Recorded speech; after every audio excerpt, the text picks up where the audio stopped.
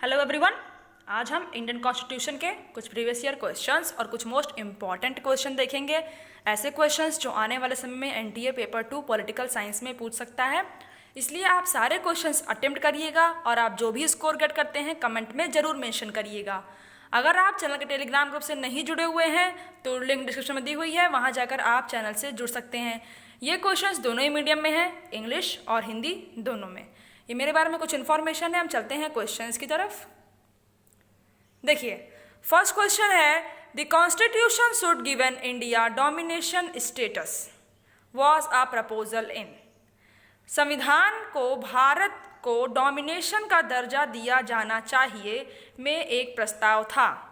बताइए किसमें यह प्रस्ताव दिया गया था कि इंडिया को डोमिनेशन स्टेटस का दर्जा मिलना चाहिए?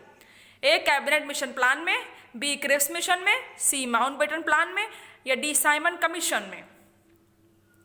ये इजी क्वेश्चन है, आप इसका आंसर बताइए। देखिए, वीडियो को पॉज किया करिए और आंसर्स आप लिखा करिए, जिससे आप लास्ट में देख सकें कि आपने कितने क्वेश्चंस के आंसर करेक्ट किए हैं।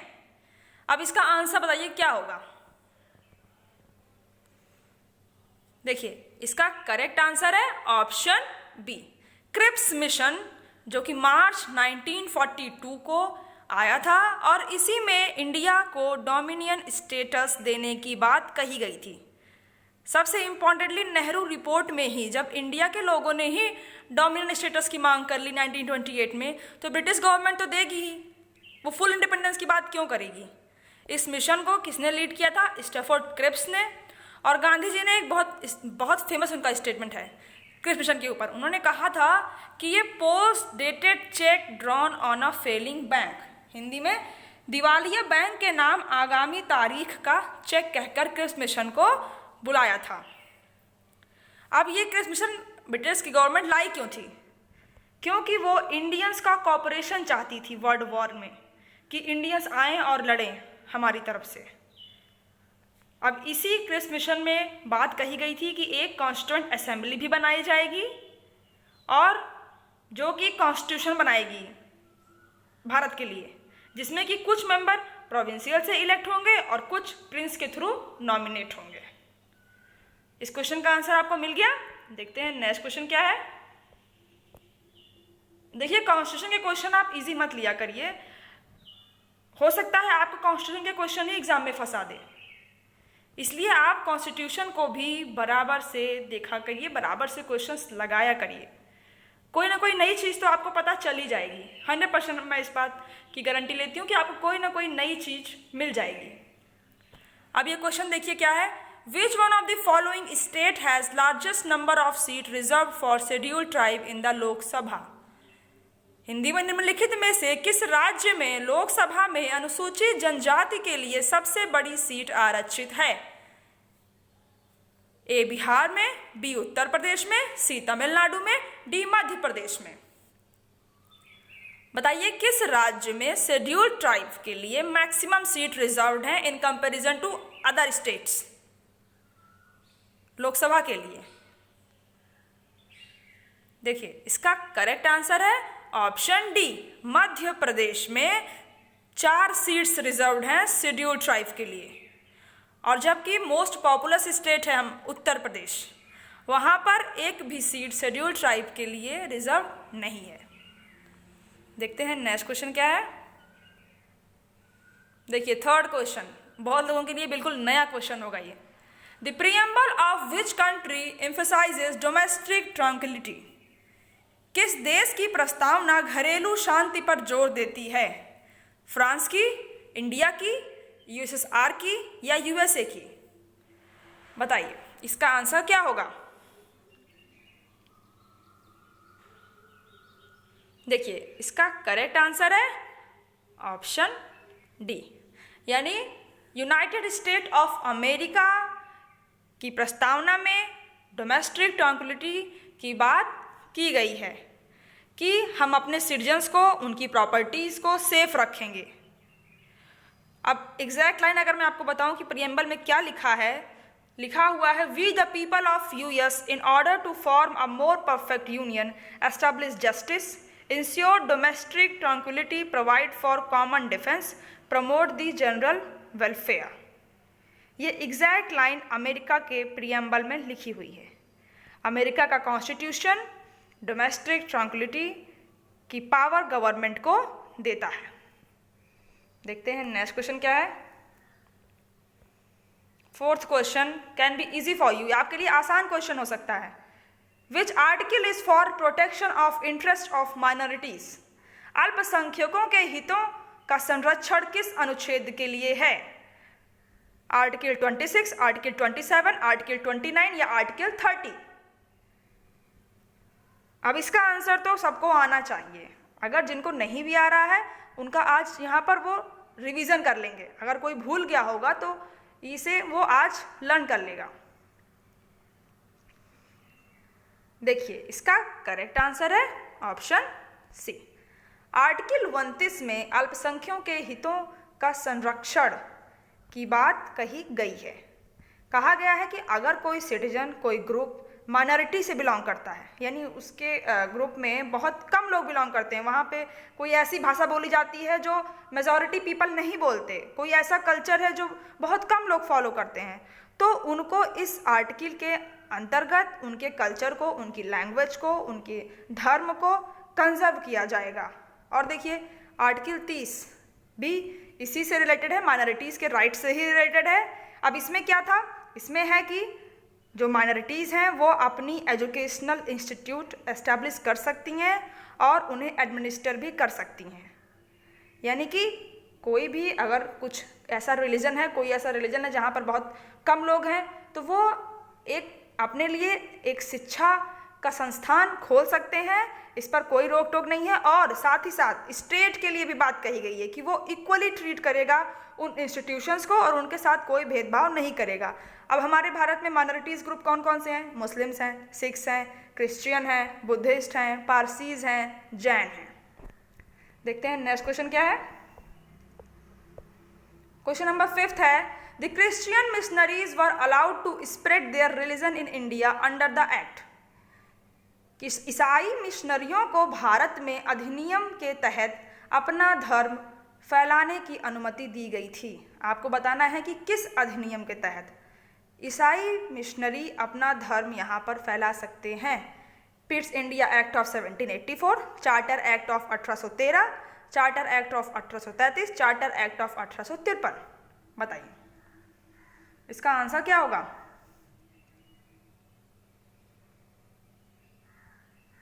देखिए इसका करेक्ट आंसर है option B. Charter act of 1813 में अलाउ कर दिया गया कि क्रिश्चियन मिशनरीज भारत जाएं और अपने धर्म को वहाँ पर फैलाएं। एक बात इसमें और थी कि इसी एक्ट में अलाउ कर दिया गया ब्रिटिश मर्चेंट्स को कि वो जाएं, इंडिया में ट्रेड करें, और परमिशन दे दी गई कि ईस्ट इंडिया कंपनी 1 लाख रुपए प्रति साल इंडियन की एजुकेशन पर स्पेंड कर सकती है। आपको इसका आंसर मिल गया।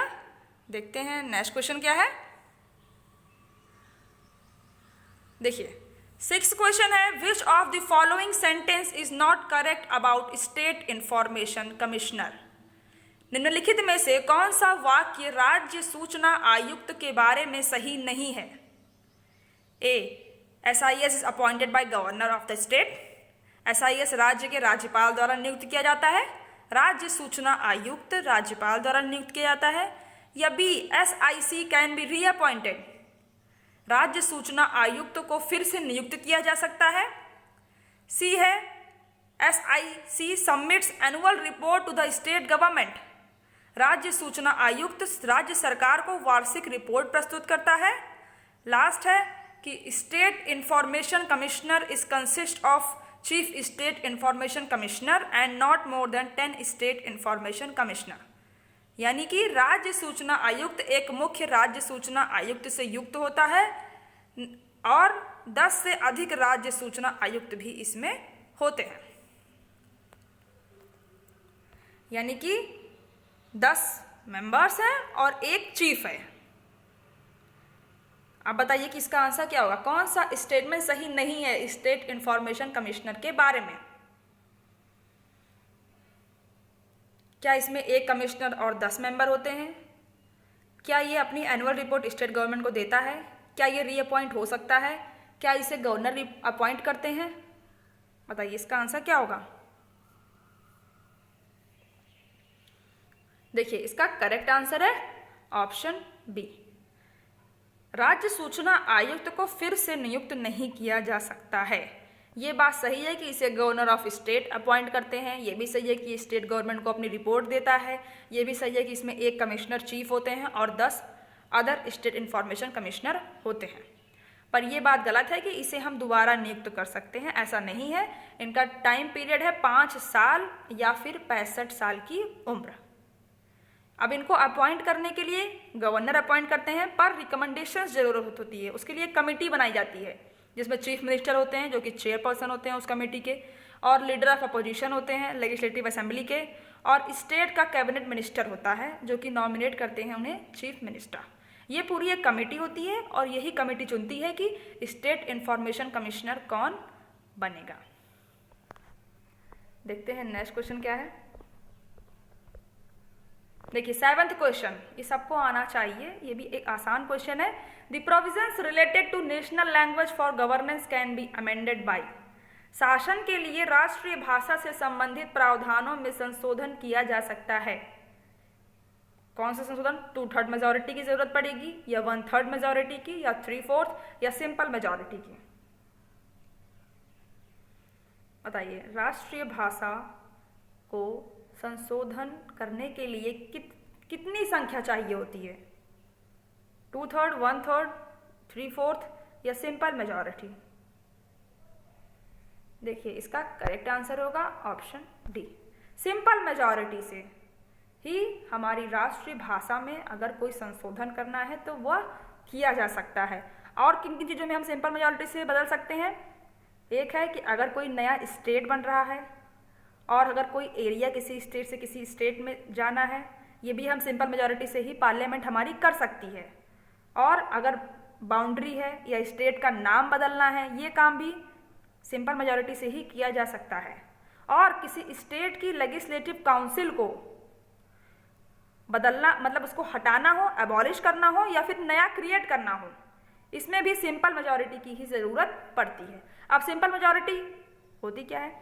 50% से ज़्यादा मेंबर प्रेजेंट हो और वोट कर लें पार्लियामेंट में, वो सिंपल मेजॉरिटी कहलाएगी।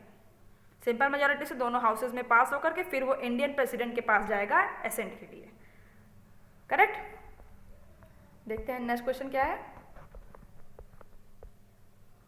देखिए 8th क्वेश्चन, अच्छा क्वेश्चन है ये। विच of the following is not true about the CAG, comptroller and auditor general of India? निम्नलिखित में से CAG भारत के नियंत्रक और महालेखा परीक्षक के बारे में सही नहीं है। ए है कि he is the head of the Indian accounting and accounting department, वह भारतीय लेखा और लेखा विभाग के प्रमुख हैं। B he audits account of central government only, या वह केवल केंद्र सरकार के खाते को ऑडिट करता है। सी है he is called guardian of the public fund, उन्हें पब्लिक संरक्षक कहा जाता है। डी है the comptroller and auditor general of India is summarised as general auditor, भारत के नियंत्रक और महालेखा परीक्षक को सामान्य लेखा परीक्षक के रूप में संक्षेपित किया गया है। CAG सब लोगों ने इनके बारे में पढ़ रखा होगा। आपको पता होगा कि किस आर्टिकल में CAG की अपॉइंटमेंट की बात कही गई है, या क्या क्या पॉइंट्स हैं CAG के लिए, इसका काम क्या है, इसे अपॉइंट कौन करता है। ये सब बातें अगर आपको आती होंगी तो आप ये क्वेश्चन करेक्ट कर सकते हैं। बताइए इसका आंसर क्या होगा। देखिए बहुत क्लियर दिख रहा होगा, इसका बी स्टेटमेंट बिल्कुल गलत है। ये सिर्फ सेंट्रल गवर्नमेंट के ही खातों को ऑडिट नहीं करता, बल्कि राज्य सरकारों के भी खातों को ये ऑडिट करता है। आर्टिकल 148 148 में CAG को अपॉइंट करने की बात कही गई है।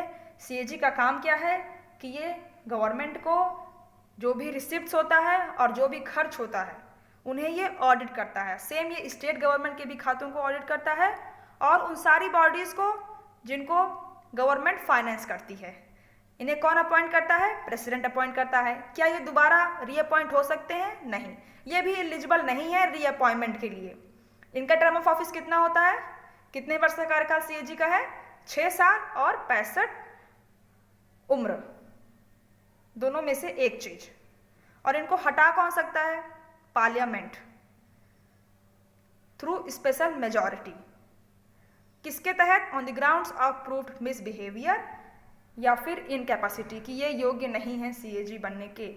इस समय कौन है सीएजी? राजीव महर्षि। आपको इसका आंसर मिल गया। देखिए क्वेश्चंस अगर आपको नहीं आते फिर भी आप क्वेश्चन लगाया करिए। यहाँ पर आपको देखिए आंसर भी बताया जा रहा है और एक्सप्लेनेशन भी बताया जा रहा है, इससे आप कुछ नया सीखेंगे, इसलिए क्वेश्चंस लगाया करिए। देखिए 9th क्वेश्चन क्या है? In case of death of sitting governor who among the following will discharge the function of the governor of that state. एक बैठे राज्यपाल, इसका मतलब यह है कि अगर कोई ऑफिस में राज्यपाल है, उसका कार्य चल रहा है, वो किसी राज्य का राज्यपाल है, और अगर उसकी मृत्यु हो जाती है तो निम्नलिखित में से कौन उस राज्य के राज्यपाल के कार्य का निर्वहन करेगा? प्रेसिडेंट ऑफ इंडिया करेंगे, या chief justice of supreme court करेगा, या chief justice of concern state high court करेगा, या फिर कोई नहीं? नन ऑफ द अबव, इनमें से कोई नहीं। बताइए इसका आंसर क्या होगा?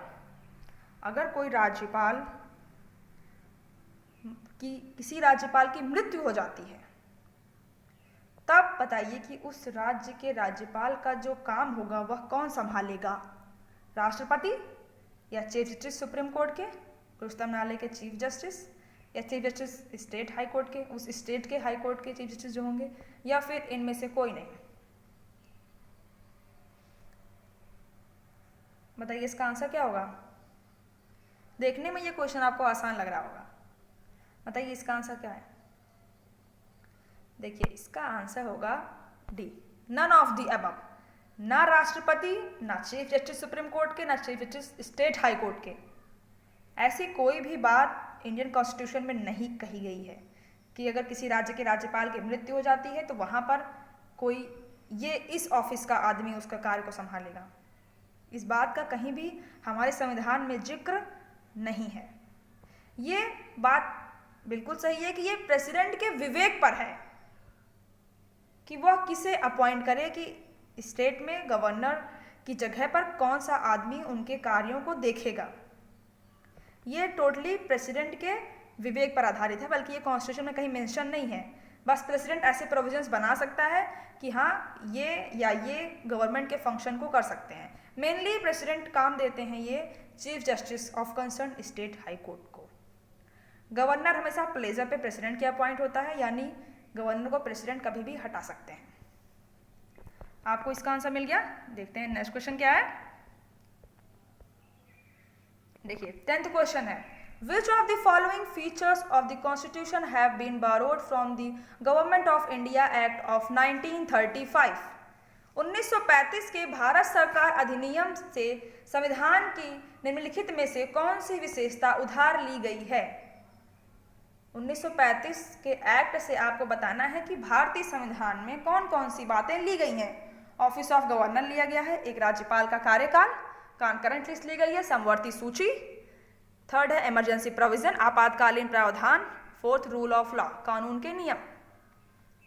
बताइए ये तो आसान क्वेश्चन है, पर ऐसे टॉपिक्स को आपको रिवीजन करते रहना चाहिए जिससे आपको इन क्वेश्चंस के आंसर आसानी से आ जाएं। बताइए इसका आंसर क्या होगा? देखिए इसका करेक्ट आंसर है ऑप्शन बी, यानी ऑफिस ऑफ गवर्नर और इमरजेंसी प्रोविजंस।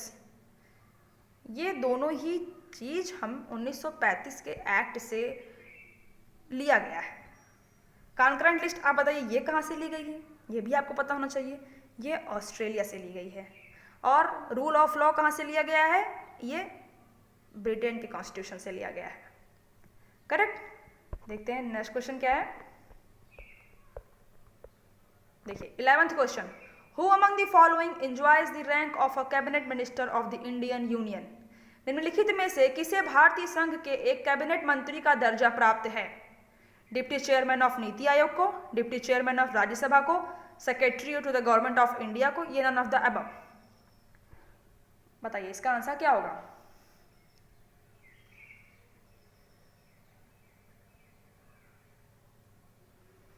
देखिए इसका करेक्ट आंसर है ऑप्शन ए।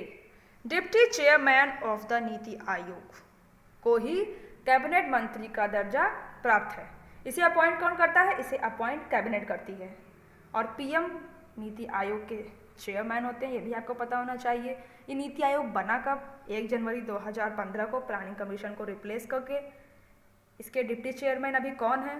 राजीव कुमार हैं 2017 से, और सीईओ अमिताभ कांत है। देखते हैं नेक्स्ट क्वेश्चन क्या है। देखिए 12th question, one feature distinguishing the Rajya Sabha from the Vidhan Parishad is. Vidhan Parishad से राज्यसभा को अलग करने वाली एक विशेषता है। आपको बताना है कि राज्यसभा से विधान परिषद यानी कि स्टेट काउंसिल किस तरह अलग है। पावर ऑफ इम्पीचमेंट, महाभियोग की शक्ति, इनडायरेक्ट इलेक्शन, अप्रत्यक्ष चुनाव, नॉमिनेशन ऑफ मेंबर्स, सदस्यों का नामांकन, डिटेन्योर ऑफ मेंबरशिप, सदस्यता की अवधि। इसका आंसर क्या होगा? देखिए मोस्टली चीज़ें तो राज्यसभा की और विधान परिषद की मैच करती है, पर यहाँ पर एक ऐसी बात है जो मैच नहीं करती और वही आपको बताना है और वही इस क्वेश्चन का आंसर है। देखिए इसका करेक्ट आंसर है ऑप्शन ए। महाभियोग की शक्ति विधान परिषद के पास नहीं है, जबकि राज्यसभा के पास ये शक्ति है। अब प्रेसिडेंट हटाए जाते हैं तो इम्पीचमेंट प्रोसेस से हटाए जाते हैं, तो उसमें पार्लियामेंट, लोकसभा और राज्यसभा दोनों का ही योगदान होता है। पर विधान परिषद का ऐसा कोई भी रोल इम्पीचमेंट में नहीं होता। अप्रत्यक्ष चुनाव होता है, सदस्यों का नामांकन भी होता है जहाँ पर गवर्नर अपॉइंट करते हैं, नॉमिनेट करते हैं 1/6 मेंबर को, और टेन्योर ऑफ मेंबरशिप भी है। देखते हैं अब नेक्स्ट क्वेश्चन क्या है। 13th question, the first state to become bifurcated after independence was. आज़ादी के बाद सबसे पहले राज्य का विभाजन हुआ, पंजाब का, असम का, बॉम्बे का या बंगाल का। आपको इन चारों राज्यों में से बताना है कि सबसे पहले किस राज्य का विभाजन हुआ था। बताइए इसका आंसर क्या होगा। देखिए इसका करेक्ट आंसर है ऑप्शन सी, बॉम्बे बाइफरकेट हुआ किन दो राज्यों में? महाराष्ट्र में और गुजरात में। कब हुआ? 1960 में। इसके पहले मद्रास, तमिलनाडु जिसका नाम अब है, ये टूटा था आंध्र प्रदेश से 1953 में, और अब आंध्र प्रदेश भी 2014 में टूट गया, तेलंगाना राज्य अलग बन गया। देखते हैं नेक्स्ट क्वेश्चन क्या है। देखिए 14th question, which of the following statements is are not true about the status of governor of state in India. निम्नलिखित में से कौन सा कथन भारत में किसी राज्य के राज्यपाल की स्थिति के बारे में सच नहीं है? A, appointment of the same person as governor for 2 और मोर स्टेट इज पॉसिबल। 2 या अधिक राज्यों के लिए राज्यपाल के रूप में एक ही व्यक्ति की नियुक्ति संभव है। B, a governor act as an agent of central government. एक राज्यपाल केंद्र सरकार के एजेंट के रूप में कार्य करता है।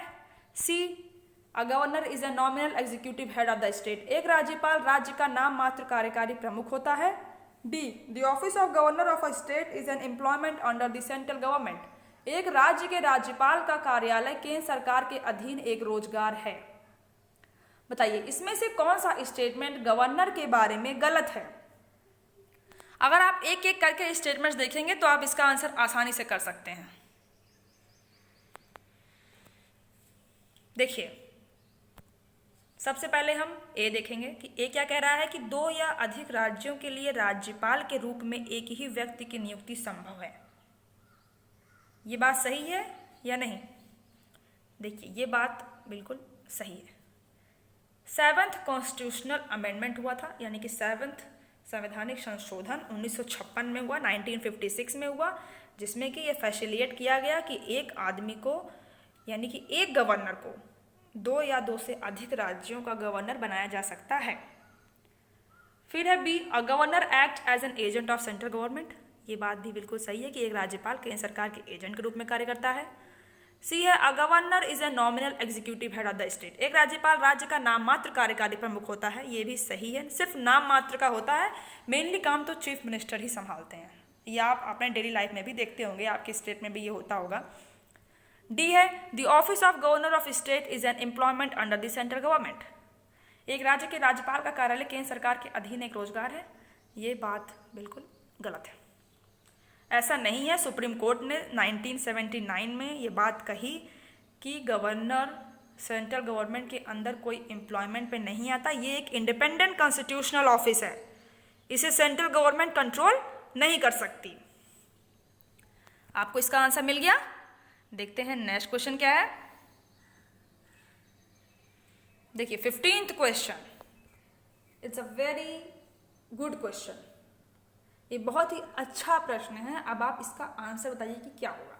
How many member of Anglo Indian community are nominated by president in Lok Sabha. Lok Sabha में एंग्लो इंडियन समुदाय के कितने सदस्य राष्ट्रपति द्वारा मनोनीत किए जाते हैं? 4, 12, 2 या इनमें से कोई नहीं, या इनसे अधिक या इनसे कम? आप बताइए। एंग्लो इंडियन समुदाय के कितने मेंबर्स को राष्ट्रपति मनोनीत कर सकता है? ये बिल्कुल करंट का क्वेश्चन है। अब आप इसका आंसर बताइए, क्या होगा इसका आंसर? बताइए। ये क्वेश्चन आसान नहीं होगा आपके लिए।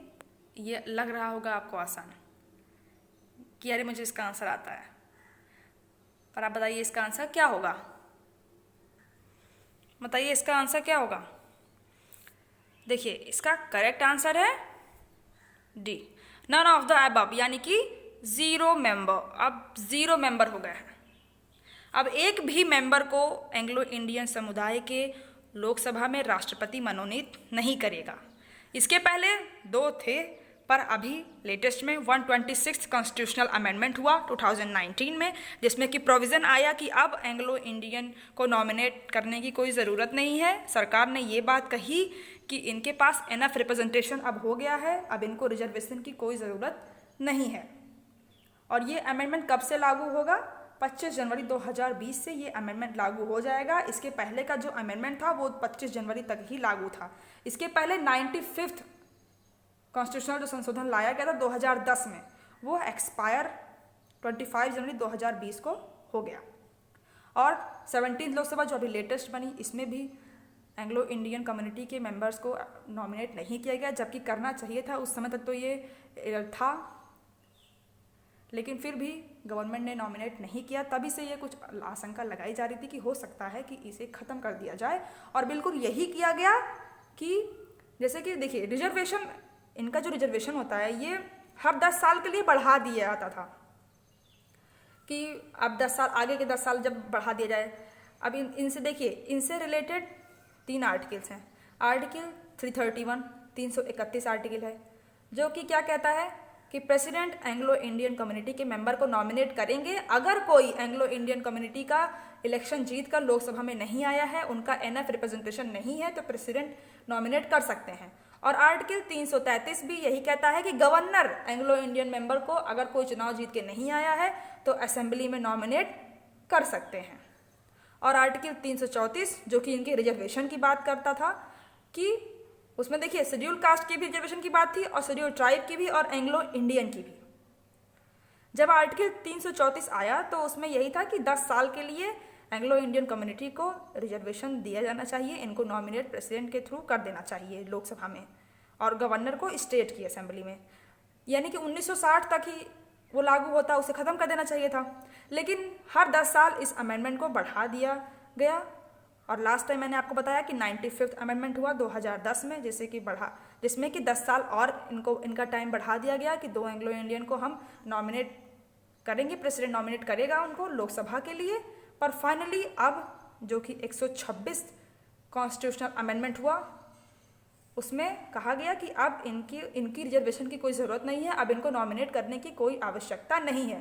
जबकि शेड्यूल कास्ट और शेड्यूल ट्राइब को उसमें रखा गया कि अभी इनको रिजर्वेशन हमें देना है, 10 साल के लिए इनका रिजर्वेशन बढ़ा दिया गया। पर एंग्लो इंडियन समुदाय का रिजर्वेशन अब ख़त्म कर दिया गया, अब इनको प्रेसिडेंट नॉमिनेट नहीं करेगा लोकसभा के लिए। आपको इसका आंसर मिल गया। देखिए आज इतने ही क्वेश्चंस थे। अगर आपको क्वेश्चन सीरीज अच्छी लग रही है तो लाइक करिएगा, कमेंट करके अपना स्कोर ज़रूर बताइएगा। और अगर आपको डाउट है तब भी आप कमेंट में ज़रूर मेंशन करिए।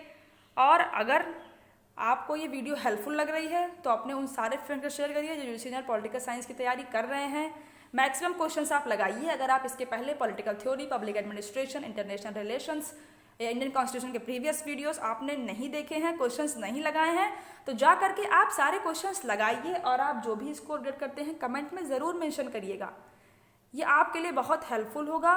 आपका जून का पेपर बहुत जल्द कभी भी गवर्नमेंट अगली जो नोटिफिकेशन लाएगी उसमें वो बताएगी कि आपका एग्ज़ाम कब होगा, जून के लास्ट वीक में होगा या जुलाई के फर्स्ट वीक में होगा, जैसी कंडीशन होगी एनटीए आपको इशू कर देगा कि आपका एग्ज़ाम कब होगा। इसलिए आप एग्ज़ाम की तैयारी बहुत केयरफुली करिए, क्वेश्चंस लगाइए, क्योंकि आप टॉपिक सारे कवर कर लेंगे पर आपको ये नहीं पता चलेगा कि इस टॉपिक से क्या क्वेश्चन आ सकते हैं। इसलिए आप क्वेश्चंस लगाइए। अगर आपने इसके पहले क्वेश्चन नहीं लगाए हैं तो जाकर के चैनल की प्लेलिस्ट में सारे क्वेश्चंस लगाने की कोशिश करिए, क्योंकि क्वेश्चन आप लगाएंगे, अगर आपको नहीं भी आएगा तो आपको आंसर बताया जाएगा, आपको एक्सप्लेनेशन भी दिया जाएगा। इसलिए आप क्वेश्चंस लगाया करिए। और अगर आप इस चैनल पर नए हैं तो चैनल को सब्सक्राइब करना बिल्कुल मत भूलिएगा for all the daily political science video updates. Thank you.